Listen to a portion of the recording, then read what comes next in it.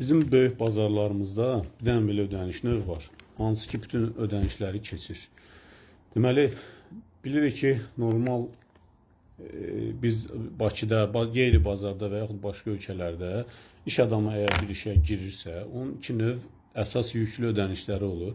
Biri icarə haqqıdır, ikincisi də vergi. Düzdür, kommunal xərclər çoxdur, bəzi xırda xərclər ola bilər.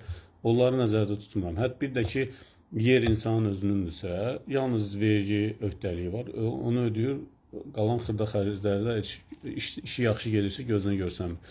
Bizdə bazarlarda bir dənə belə bir ödəniş növü var, adı yer puludur.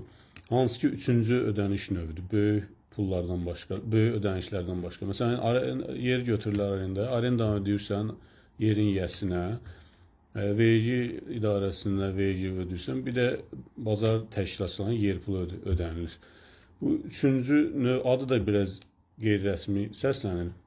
Nəzərə alsaq ki, ölkəmizdə son illərdə bir çox sahələrdə biz bilirik ki, şəffaflaşdırma var da. Bu məqsədə uyğun olar ki, bazar idarəçiləri icarədarlarla razılaşıb, onsuz da çox yerdə mülkiyyət hüquqları yoxdur icarədarlar.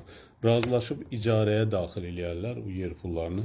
Biraz adi iş adamları da öz işlərini biraz rahatlayar, bilər ki, bir neçə yerə ödənilir. Həm də qiymət də biraz daha uyğun olar iş adamları üçün.